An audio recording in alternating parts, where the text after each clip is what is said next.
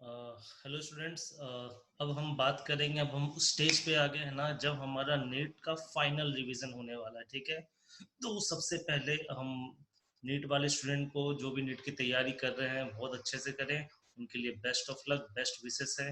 उम्मीद है सबकी तैयारी बहुत अच्छी चल रही होगी। जिनकी थोड़ी बहुत भी अगर बच गई है तो वो अभी टाइम है आपके पास, अप्रॉक्स 70-72 डेज। उस बीच में आप कर लेंगे तैयारी। ठीक है, तो अब हम बात करते हैं बेटा फाइनल रिवीजन की। एकदम फाइनल रिवीजन, बहुत सारे बच्चों ने कहा कि सर फाइनल रिवीजन के बारे में बताइए, कैसे हम एक प्लानिंग करें, रिवीजन करें। तो इस बेसिस पे, उस उद्देश्य से मैंने ये वीडियो उन्हीं बच्चों के लिए बनाया है जो बहुत ही सीरियस है नीट पे, और कोशिश करेंगे कि ज़्यादा से ज़्यादा टॉपिक वो सारे कवर करूँ मैं इसमें जिसमें डायरेक्ट क्वेश्चंस आते हैं नीट पे। ठीक है, तो अब हमारा फाइनल रिवीजन वही होगा कि जिससे हम वो टॉपिक पढ़ें, वो टॉपिक करें 70 दिनों में फुल सिलेबस, ताकि जिससे क्वेश्चंस आ सके। ठीक है बेटा, तो मैं यहाँ पे आपको केमिस्ट्री के बारे में एक्सप्लेन करूंगा कि केमिस्ट्री में कैसे हम 130 मार्क्स से ऊपर तक ला सके। ठीक है, तो हम फाइनल एक एक करके देखेंगे किस चैप्टर से कौन से क्वेश्चन आ रहे हैं, ध्यान से देखेंगे बेटा। ठीक है, तो आपको अब 71 डेज बचे हुए हैं जिसमें आपको करना क्या है, फाइनल रिवीजन करना है। ठीक है, आपको जो बायो केमिस्ट्री और फिजिक्स है ना बेटा, उसमें से जो सबसे इम्पोर्टेंट आपका बायो है, फिर फिजिक्स और केमिस्ट्री आते हैं। ठीक है, जिसमें से बायो में आपको कम से कम 300 मार्क्स अगर लाना है, केमिस्ट्री में 130 से ऊपर ही लाना, फिजिक्स में 120 से ऊपर तक लाओगे तो आपका सिलेक्शन होने के चांसेस हैं। ठीक है, नेक्स्ट बेटा,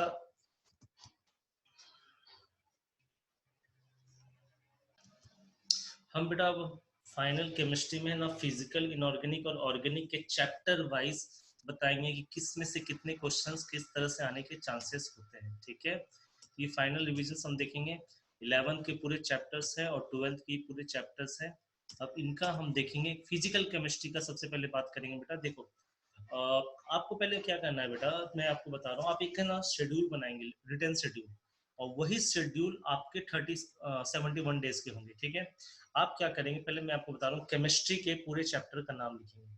यही शेड्यूल बेटा फिजिक्स में और बायो में फॉलो करेंगे, क्योंकि आपने क्या अभी पढ़ा वो इम्पोर्टेंट रखता है, बट उससे 10 टाइम ज्यादा इम्पोर्टेंट रखता है कि आप पूरी सिलेबस को रिवीजन लास्ट के 70-72 दिन में कैसे कर पा रहे हो। ठीक है, तो ये रिवीजन सबसे ज्यादा मायने रखता है, जो आपके स्कोर को कम से कम आई थिंक 100 to 120 मार्क्स तक का इंप्रूवमेंट दे देगा। 100 से 120 मार्क्स तक का इंप्रूवमेंट दे देगा अगर लास्ट के 70 दिन में आपने रिवीजन कर दिया तो। ठीक है, तो मैं अभी आपको स्टार्ट करने के पहले आपको मैं क्या बताना चाह रहा हूँ कि आप एक पेज में केमिस्ट्री में फिजिकल केमिस्ट्री, ऑर्गेनिक केमिस्ट्री और इनऑर्गेनिक केमिस्ट्री के चैप्टर्स के नाम लिख लेंगे। ठीक है, सेम तरीका बेटा फिजिक्स में भी फॉलो करेंगे और बायो में भी फॉलो करेंगे, बट मैं केमिस्ट्री को बता रहा हूँ, मैं फिजिक्स और बायो के चैप्टर्स ज्यादा नहीं बता रहा हूँ, क्योंकि मुझे ज्यादा उसका आइडिया नहीं है। ठीक है, अब आप सारे चैप्टर्स का नाम लिखने के बाद दो शेड्यूल बनाना है। ठीक है, एक शेड्यूल बनाना है डेट वाइज। आप डेट वाइज बनाएंगे 71 डेट, तारीख दिन में आपका कैसे पूरा सिलेबस खत्म हो रहा है। तो जैसे मान लें केमिस्ट्री की बात करेंगे, फिजिकल के चैप्टर्स का आपने नाम लिख लिया, concept of basic concept of chemistry, structure of atom, gases state, thermodynamic, ऐसे आपने नाम लिख लिया। तो स्ट्रक्चर जैसे आपका बेसिक कंसेप्ट ऑफ केमिस्ट्री है, आप इसको देंगे 2 दिन। ठीक है, 2 दिन देंगे। स्ट्रक्चर ऑफ एटम उसके बाद का 2 दिन देंगे। स्टेट ऑफ मैटर 1 दिन, सिर्फ 1 दिन देना है आपको। थर्मोडायनेमिक बड़ा चैप्टर है, 2 दिन देना है। 1 दिन थर्मोडायनेमिक को और 1 दिन थर्मोकेमिस्ट्री को। इक्विलिब्रियम 2 दिन देना है। 1 दिन आपको देना है केमिकल इक्विलिब्रियम में और 1 दिन आयनिक इक्विलिब्रियम में। रिडॉक्स 1 दिन देना है आपको। सॉलिड स्टेट 1 दिन देना है। सॉल्यूशन आप 1 दिन देना है। अगर आपका कंसंट्रेशन इंपॉर्टेंट हो चुका है, अच्छे से हो चुका है, जो आपने मोल कंसेप्ट में कर रखा है, तो सॉल्यूशन को 1 दिन देंगे। और अगर कंसंट्रेशन का टर्म आपका वीक है तो सॉल्यूशन में जाकर के 2 दिन आपको देना पड़ेगा। इलेक्ट्रोकेमिस्ट्री बेटा आपको 2 दिन देना पड़ेगा। ठीक है, इलेक्ट्रोकेमिस्ट्री इसलिए बोल रहा हूँ क्योंकि बहुत इंपॉर्टेंट है और 2 क्वेश्चन इससे आते हैं। तो आपको क्या करना है, इसको 2 दिन देना है। ठीक है, केमिकल काइनेटिक्स आसान है, 1 दिन दे देंगे हो जाएगा। सरफेस केमिस्ट्री में 1 दिन देंगे।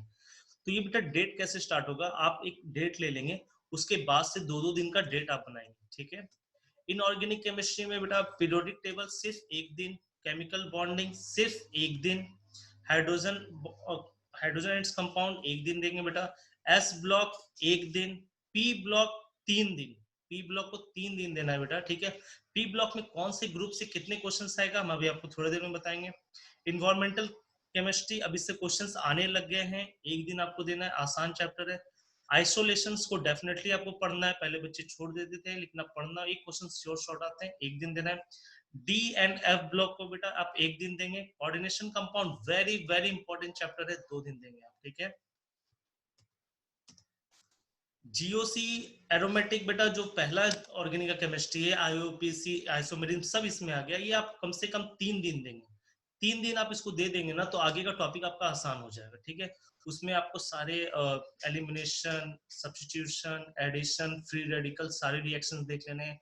आइसोमेरिज्म में आपको पूरा स्टेरियो देख लेना है, पूरा सारे आइसोमर्स में स्टेरियो आप देख लीजिएगा, आपको ज्योमेट्रिकल आइसोमर्स देख लीजिएगा, इंपॉर्टेंट है।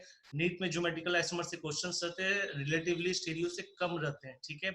प्रैक्टिकल ऑर्गेनिक केमिस्ट्री बेटा अगर आपने पढ़ रखा है पहले तो एक दिन देंगे, आइडोफॉर्म टेस्ट वगैरह, अगर नहीं पढ़ा है तो नहीं देंगे। हाइड्रोकार्बन वेरी इंपॉर्टेंट है, आपको इसको एक दिन देना ही पड़ जाएगा, पूरा देना पड़ेगा एक दिन। हेलोएल्किन हेलोरिन सिर्फ एक दिन। एल्डिहाइड कीटोन कार्बोक्सिलिक एसिड को बेटा आप 2 दिन दे सकते हैं, एक दिन में आप एल्डिहाइड कीटोन कर लेंगे, और 2 दिन नहीं तो 1.5 डे दे सकते हैं कार्बोक्सिलिक एसिड, ठीक है। अल्कोहल फिनॉल ईथर को भी 1.5 दिन दे देंगे, 1.5 डे। तो ये आपका जो 2 चैप्टर है, aldehyde ketone carboxylic acid, alcohol phenol ether, इसको आप 3 दिन दे देंगे, ठीक है। और नाइट्रोजन कंटेनिंग कंपाउंड को आप एक दिन दे सकते हैं। बायोमोलिक्यूल वेरी इंपॉर्टेंट है आपके लिए, बहुत आसान चैप्टर है, बहुत स्कोरिंग है, इसको आप एक दिन देंगे आपका क्लियर हो जाएगा। पॉलीमर एक दिन देंगे, केमिस्ट्री एंड एवरीडे लाइफ एक दिन देंगे। तो जब बेटा आप डेट वाइज स्टार्ट करोगे, सपोज दैट आपने 15 तारीख से स्टार्ट किया या 14 तारीख से स्टार्ट किया, ठीक है, तो 14 तारीख फिर 2 दिन के बाद सब डेट वाइज आप बना दोगे, तो आपको क्या होगा, उस डेट तक आपका ये चैप्टर खत्म होना चाहिए। तो अब बचा क्या कि बचा वो दिन, तो यही चीज आप फिजिक्स में करेंगे, यही चीज बायो में करेंगे, ठीक है।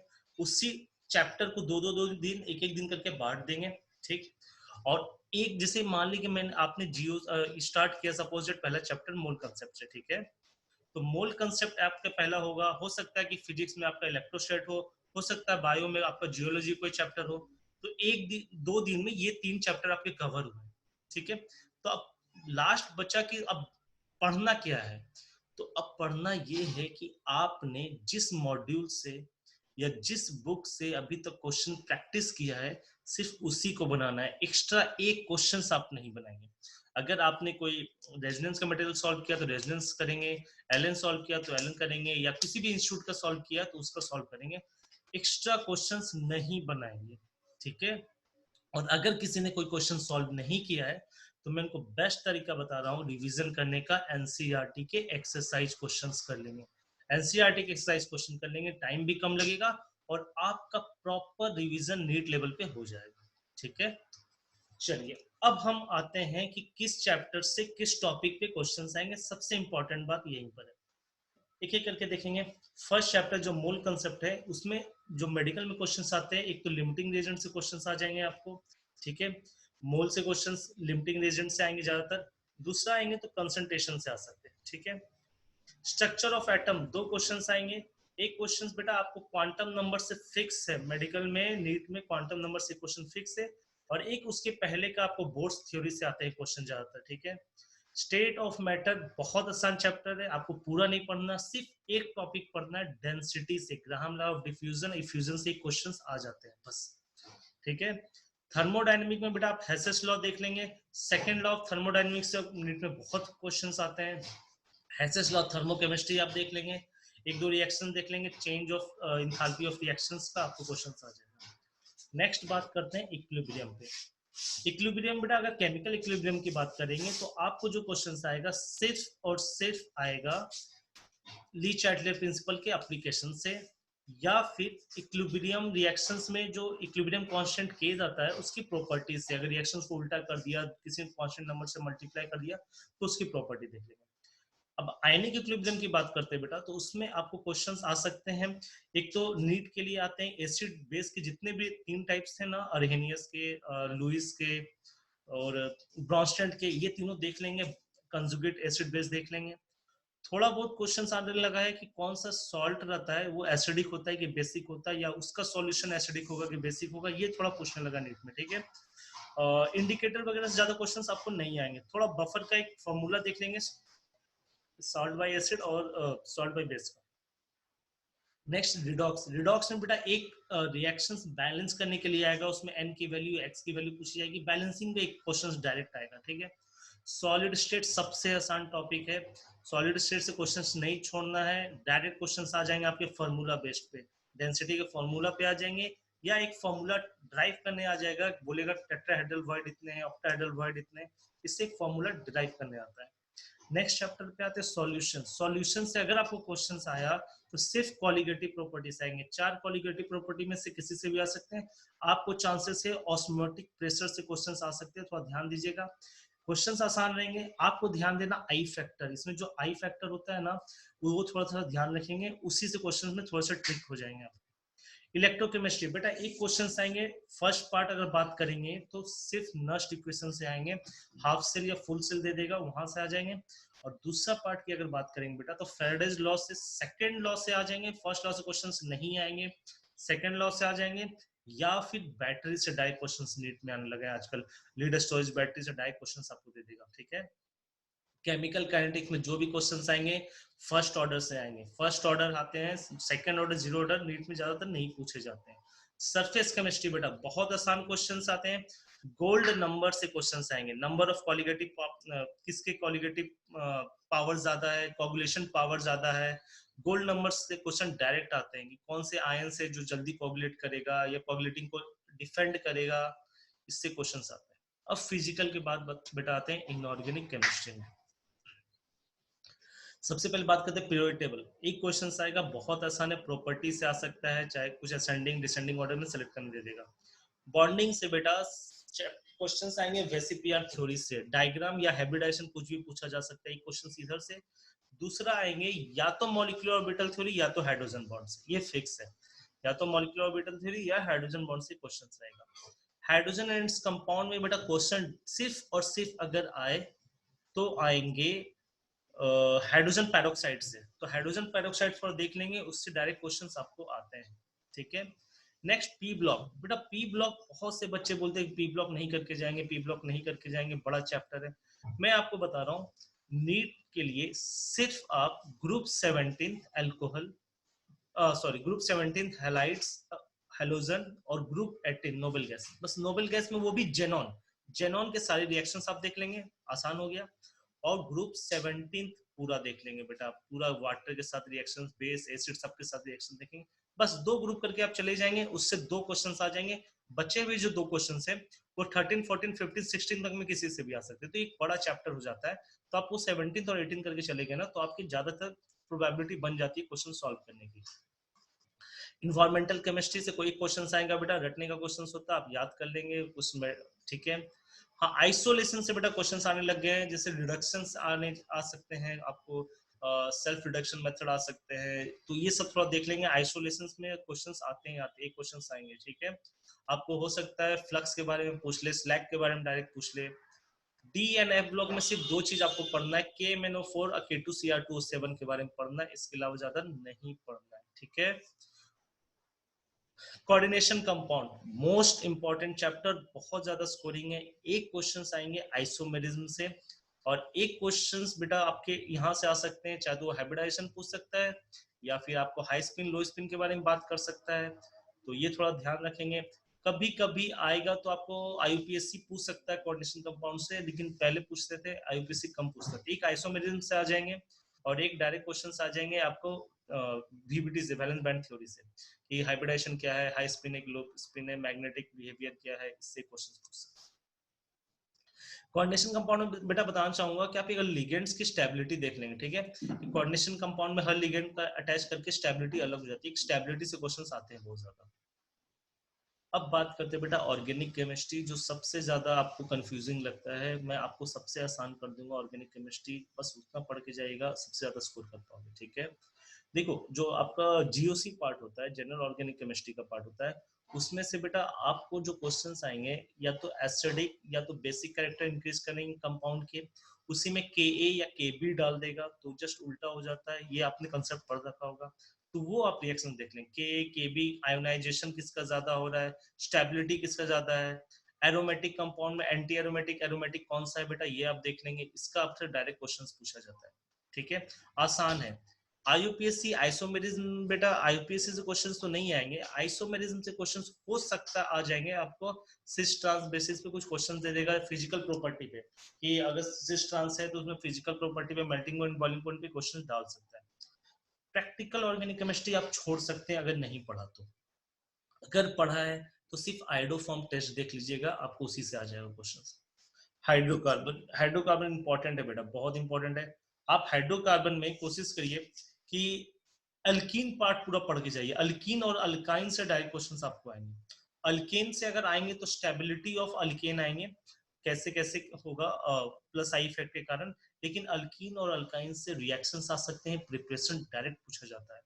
हेलो अल्कीन हेलो अरीन्स में बेटा आप नेम रिएक्शंस कर लीजिएगा, जैसे फ्रैंकलिस्टन रिएक्शन, स्वार्ट्स रिएक्शन से क्वेश्चंस हमेशा नीट में रेगुलर देखे जाते हैं, हमेशा आता है। ठीक है, एल्डिहाइड कीटोन में बेटा आप कोशिश करिएगा कि प्रिपरेशन रिएक्शन सारा देख लेंगे। ठीक है, जैसे अल्कोहल हो गया, उसमें कार्बोनिल कंपाउंड से अल्कोहल कैसे बन रहा है, कार्बोक्सिलिक कंपाउंड से कैसे बन रहा है, मतलब रिडक्शन ऑफ जो है रिएक्शंस, रिडक्शन ऑफ कार्बोनिल या कार्बोक्सिलिक एसिड, वो देख लेंगे आप।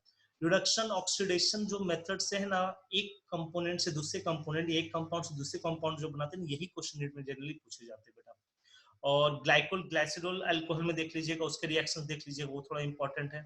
ठीक है, अब कार्बोक्सिलिक एसिड की बात करेंगे बेटा, तो वहां पर देख लेना कार्बोक्सिलिक एसिड का हीटिंग इफेक्ट होगा, हीटिंग इफेक्ट से क्वेश्चंस आते हैं आपको। ठीक है, heating effect in the medium of water से क्वेश्चंस आएंगे, वहां से CO2 रिमूव होगा, साइकिल चेंज छोटा हो जाता है, ये थोड़ा देख लेंगे। ठीक है, इथर से बेटा क्वेश्चन देखिएगा, इपॉक्सी से क्वेश्चन आता जाता है, इथर्स का आपको यूज आ जाता है, तो इथर से आप नेम रिएक्शन देख लीजिएगा, सिमेट्रिकल अनसिमेट्रिकल इथर कैसे बनता है ये थोड़ा सा देख लीजिएगा, विलियम सिंथेसिस से क्वेश्चन आ जाता है बेटा, ये थोड़ा ध्यान रखना। नाइट्रोजन कंटेनिंग कंपाउंड में आप सिर्फ अमीन्स की स्टेबिलिटी देख लीजिएगा, अमीन्स की स्टेबिलिटी कैसे होता है, बस इतना ही देख लीजिएगा, आपका हो जाएगा बेटा। ठीक है, बायोमोलिक्यूल में आप बहुत अच्छे से जानते होंगे, डायरेक्ट क्वेश्चंस आ जाते हैं ग्लूकोज वगैरह से, आप देख लेना, आपको मैं बता रहा हूँ ज्यूटर आयंस देख लेना थोड़ा सा, ज्यूटर आयंस आपको न्यूक्लिक एसिड से थोड़ा क्वेश्चंस आ जाते हैं। ठीक है, पॉलीमर और एवरीडे लाइफ से रटने वाले क्वेश्चंस आएंगे बेटा, जैसे नाइलॉन 6 में कुछ पूछ देगा आपको, 6 में कुछ पूछ देगा, तो एक एक बार इसको है ना बना के देख लेंगे, ताकि वो हमेशा के लिए मेमोराइज हो जाएगा। ठीक है, और फाइनल में ये बता रहा हूँ, सिर्फ वो क्वेश्चंस बनाएंगे जो क्वेश्चंस अभी तक आपने बना रखा है, और अगर नहीं बनाया है कुछ फिर भी आपको देखना है, तो सिर्फ मैंने पहले ही बताया था एनसीईआरटी के एक्सरसाइज क्वेश्चंस बनाएंगे, इसके अलावा कोई क्वेश्चंस नहीं बनाएंगे। ठीक है, तो ये बेटा पूरा केमिस्ट्री का आपका रिवीजन का था। ठीक है, पूरा केमिस्ट्री इस तरह से रिवीजन कर लीजिए। अभी भी अगर कोई कुछ डाउट रहा किसी चीज में, तो आपको मैं लिंक शेयर कर दूंगा, उसमें आप डायरेक्ट पूछ सकते हो मुझसे मिल करके। मेरा नाम अमित सर है, थैंक यू बेटा, and best of luck for the NEET 2020। Take care.